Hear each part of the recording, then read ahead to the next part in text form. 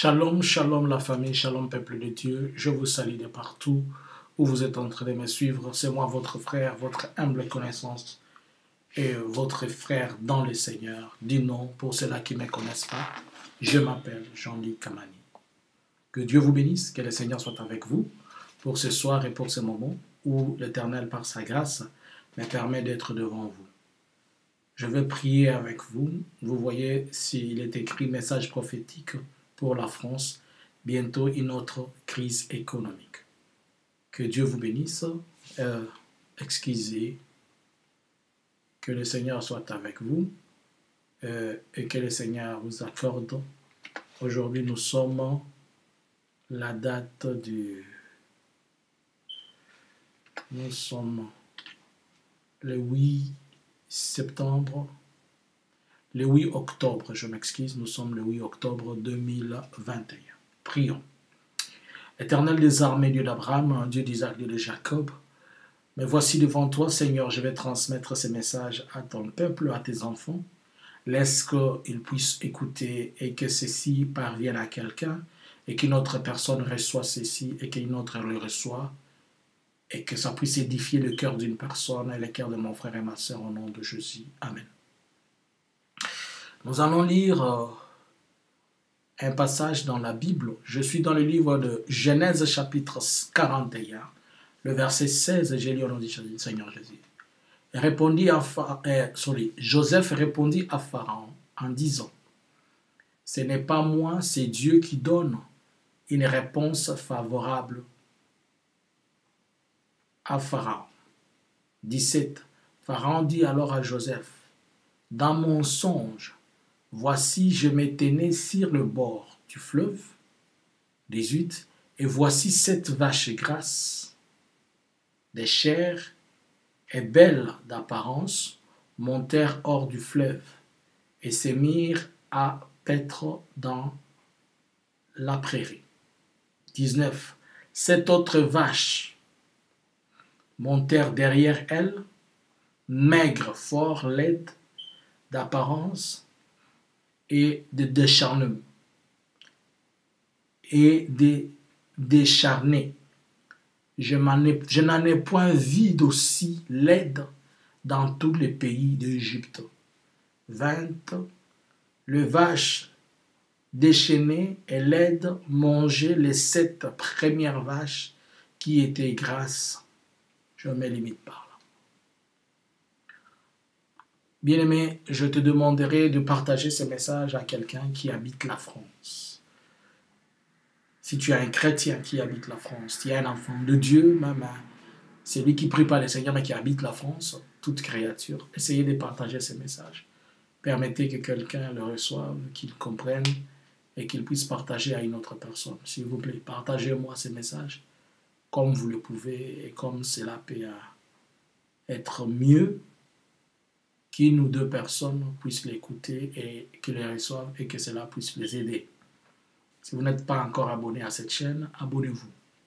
Nous venons de lire un message dans le livre de Genèse. C'est une histoire fabuleuse de la Bible que nous avons tous un jour entendu parler. Il s'agit de quoi? Il s'agit du songe de Pharaon. Pharaon, un roi de l'époque de l'Égypte, on peut l'appeler roi, mais chez eux on les appelle le Pharaon. Il était un homme puissant sur la terre. Un jour, il s'est retrouvé dans un songe qui l'a troublé. Et ça a troublé sa vie, ça l'a poussé à commencer à se poser des questions. Mais il n'a pas compris, il a cherché l'interprétation auprès de tous ceux qui pouvaient l'entourer. Et on est parti chercher un certain Joseph qui n'était pas là pour l'aider à interpréter. Et le songe disait quoi? Dans le songe, Pharaon avait vu 7 vaches grasses. Mais les 7 vaches grasses, ils étaient en train de paître et ils étaient vraiment grasses. Mais à côté, il a vu encore 7 autres vaches maigres. Mais les vaches maigres, ils étaient en train de paître, mais ils avalaient les 7 autres vaches. Et Pharaon n'avait pas compris. Pharaon a cherché à comprendre. Et Joseph est venu lui dire, ce n'est pas moi, mais c'est Dieu qui interprète les choses. Et Joseph est venu dire à Pharaon que les 7 vaches représentaient les 7 années d'abondance que ton pays va avoir, mais après ça, il y aura 7 années de période de famine, que cette période-là va aussi être en mesure d'avaler le temps de gloire. Et Pharaon était inquiet, il a demandé, il a dit à Joseph, qu'est-ce que je vais faire? Et Pharaon qui dit à Joseph, comme c'est toi à qui l'Éternel a révélé ces choses, et nous ne connaissons rien de ces choses, alors c'est à toi de prendre cette responsabilité.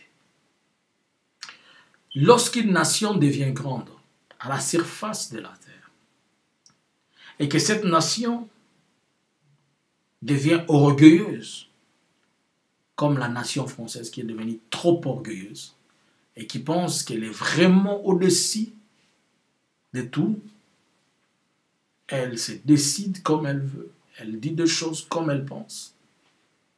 Ça influence des nations, ça influence des gens. Et elle pense qu'elle détient le dernier des mots, mais il y a celui qui détient le dernier des clés, c'est l'Éternel. Nous sommes dans une période où celles qui ont les yeux spirituels peuvent comprendre. L'Éternel m'a fait grâce par son esprit de me révéler quelque chose. Je m'étais vu dans un endroit et il y avait une machine comme celle-ci. C'était comme celle-ci qu'on m'a présenté.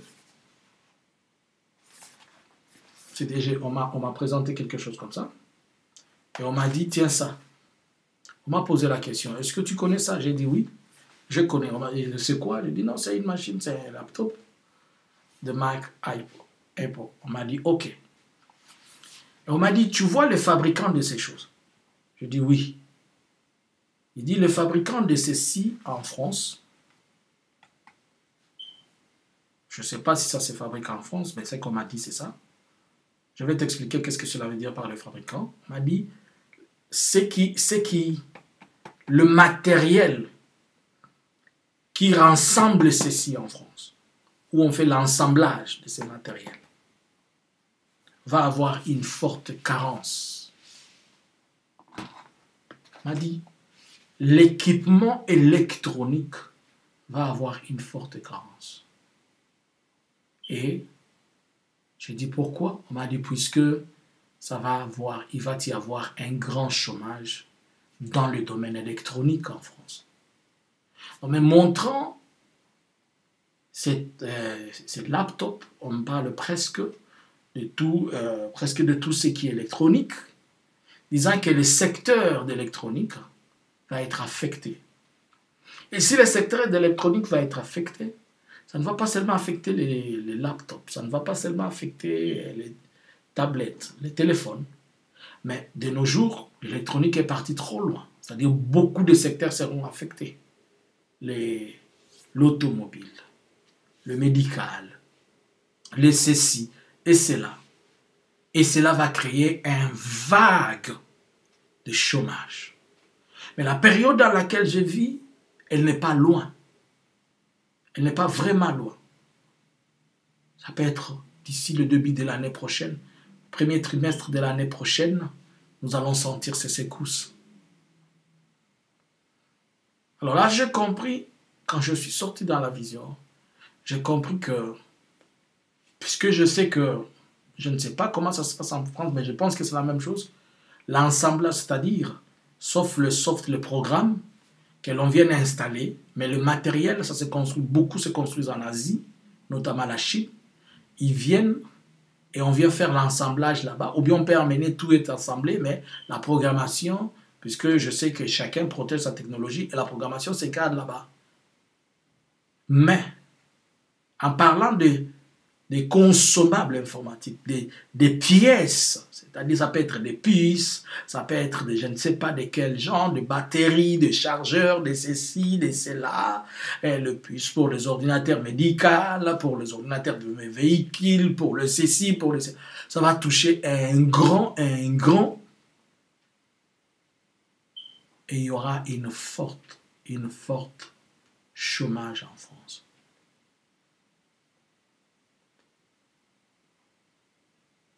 Récemment, si vous ne comprenez pas que la France est en train de partir vers la période des vaches maigres, pour que Dieu humilie une nation, il touche une nation puissante. Il commence par toucher à son économie. Le sang des innocents qui crient vengeance, les enfants de Dieu, vous devez vraiment user de la grâce du sang de Jésus-Christ pour vous protéger. Regardez, récemment, il y a eu un contrat entre la France et l'Australie. Des 12 sous-marins. Ce contrat était bien signé pour une valeur de 50 milliards de dollars. 50 milliards de dollars pour une durée de 50 ans. Mais brusquement, le contrat a été... Les Australiens se sont changés d'avis. Ils ont pris les contrats, ils ont donné aux Américains, aux Anglais. Alors qu'il y avait des gens qui avaient déjà commencé la procédure et tout, ils savaient qu'ils avaient ça en main. Aujourd'hui, le 8, je viens de lire quelque chose. Il faudrait qu'on vérifie, qu'on clarifie encore. Mais je pense que c'est vrai, puisque j'ai vu ça dans un journal officiel. La Belgique vient d'annuler un contrat de 200 milliards de dollars qu'elle avait avec la France. Je ne sais pas si vous comprenez. La Belgique avait un contrat de 200 milliards de dollars avec la France pour 46 sous-marins. Mais la Belgique a changé la décision et le contrat a été signé. Ils ont donné ça aux Américains. C'est prophétique ces choses. C'est tellement prophétique. Récemment, la France a perdu fortement sa place au Mali. Et la CIA est en train de balayer les Sahel là-bas. Il y a une guerre entre la CIA et si je peux appeler ça et la Russie, entre les États-Unis et la Russie. Et la France est en train de subir des revers. Elle a perdu le Centrafrique et maintenant c'est autour du Mali et ça continue. Et vous voyez les sentiments anti-français qu'il y a à cause de la mauvaise politique et de tout le reste qui s'est fait. Et qu'est-ce que les enfants de Dieu ont à voir avec ça? Les enfants de Dieu, gardez votre foi. L'Éternel est toujours notre Seigneur et son sang est sur vous. Mais ce que je peux donner comme conseil, vous qui êtes dans ce domaine-là, lorsque vous allez sentir que ça bouge un peu, je pense chez vous, il y a ces trucs-là, il y a Pôle emploi, je pense. Allez sur le site Pôle emploi, vérifiez les 5 années à venir, le programme ou bien les statistiques de boulot qu'il y a là-bas. Ne vous sentez pas gêné. Au lieu de rester dans le chômage, lancez-vous dans une formation même d'une année de quelque chose, d'un métier quelconque qui puisse vous donner un travail dans les domaines qui seront ouverts. Puisque si ça commence ainsi, ça va être une chaîne. Il a aussi perdu un autre contrat, la France a aussi perdu un autre contrat en Suisse de commande des Rafales, je me rappelle. Il a aussi perdu une autre commande en Grèce, toujours c'était des F-16 je pense, non des Rafales, au profit de F-16 et F-35. Donc, si vous regardez un peu partout là, la France est en train de connaître des revers à gauche comme à droite, et surtout dans les domaines économiques et financiers. Pourquoi?